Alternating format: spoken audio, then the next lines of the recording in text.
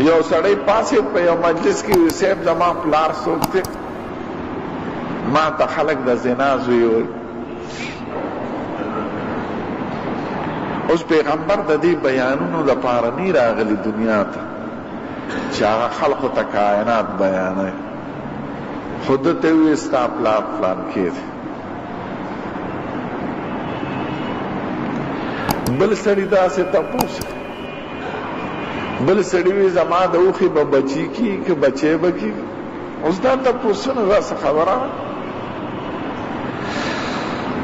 یو سړي تپوس کړو زما حشر به کوم ځای کې وي؟ ته به دوزخ کې یخ کې ناست.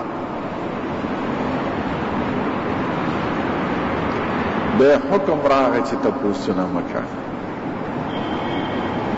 اوس به څه؟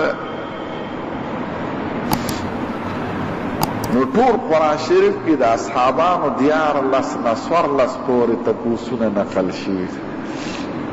نو دویم یهودو وی دا به څنګه دا به څنګه خبره ورته اوږده شوه. نو ما ستا دپاره دا عبرت دی چې ډېر تپوسونه چې د دین مسله دی واورېده بس عمل پې شروع کوه. ټیک ده که مسله کې د شک وي نو تپوس کولی شي، خو غیر ضروري تپوسونه شریعت بندوي.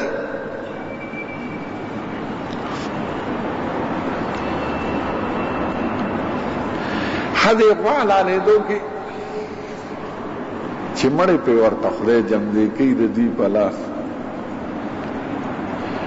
نو د ایمان یو بنیادي درې عقیدې دي او درې واړه ورته خدای ښیي په دې قصه کې. اول دا چې خدای شته، ځکه دا د خدای حکم دی او دا جمدی کېږي هم د خدای په حکم.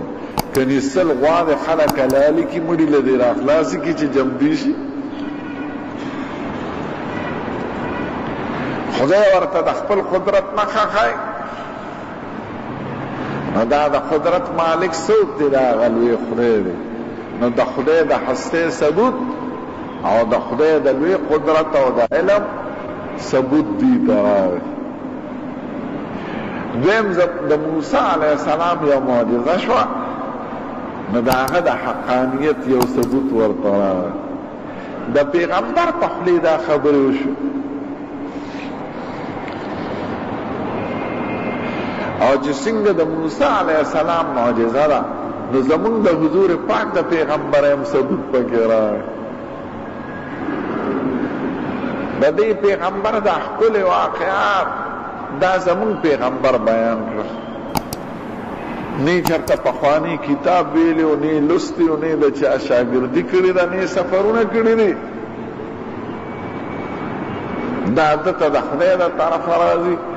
و د موسی علیه السلام د پیغمبریم دلیل شو او زمونږ د ښکلي پیغمبر د پیغمبریم دلیل شو. او دا ورته ښیي چې معجزه د پیغمبرۍ نه ښیي.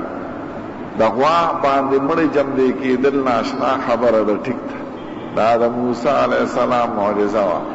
د دې نه زیاتې ناشنا دا دي چې تش په اواز جمدی شي. پاسه د خدای په حکم عیسی علیه السلام یو څلور مړي جمدي کړي دي.